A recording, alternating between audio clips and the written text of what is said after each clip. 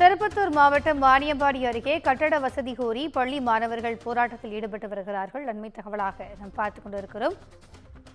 அலசந்தபுரம் ஊராட்சி ஒன்றிய ஆரம்ப பள்ளியில் போதிய கட்டட வசதி இல்லை என பொதுமக்கள் புகார் தெரிவித்திருக்கிறார்கள். போதிய இடவசதி இல்லாமல் ஓடு மற்றும் சிமெண்ட் சீட் கட்டடத்தில் கல்வி பயின்று வரும் நிலை ஏற்பட்டு இருப்பதாகவும் கட்டடம் கட்ட நிதி ஒதுக்கப்பட்டும் பணிகள் தொடங்கப்படவில்லை என தகவல் வெளியாகியிருக்கிறது.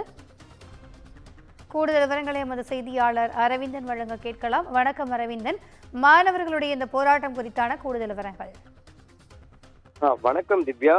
திருப்பத்தூர் மாவட்டம் வாணியம்பாடி சட்டமன்ற தொகுதிக்குட்பட்ட நாற்றம்பள்ளி ஊராட்சி ஒன்றியத்துக்கு உட்பட்ட அலசந்திராபுரம் கிராமத்தில் சுமார் பல ஆண்டுகளுக்கு முன்பு கட்டப்பட்ட ஊராட்சி ஒன்றிய ஆரம்ப துவக்கப்பள்ளியில் சுமார் 60க்கும் மேற்பட்ட மாணவர்கள் பயின்று வரும் நிலையில் இந்த கட்டிடம் கட்டப்பட்டு பல ஆண்டுகள் ஆன நிலையில் தற்பொழுது இந்த பள்ளி வளாகத்தில் உள்ள வகுப்பறைகளில் ஓடுகள் ஆங்காங்கே பெயர்ந்து விழுந்து மாணவர்கள் படிக்க போதிய இடம் வசதி இல்லாமல் இருந்து வருகிறது. இந்நிலையில் பள்ளி வளாகத்தை சுற்றி கட்டப்பட்டிருந்த சுற்றுச்சுவர்கள் மற்றும் பள்ளி வகுப்பறை கட்டிடங்கள் ஆங்காங்கே கனமழை பெய்ததால் பெயர்ந்து விழுந்த நிலையில் பள்ளிக்கு முறையான சுற்றுச்சுவர் இல்லாததால் விஷப்பூச்சிகள் மற்றும் காட்டுப்பன்றிகள் அடிக்கடிக்கு வகுப்பறைகள் புகுந்து வருவதால் மாணவர்கள் பள்ளிக்கு வருவதற்கு மிகுந்த சிரமத்துடனே வந்துள்ளனர். மேலும்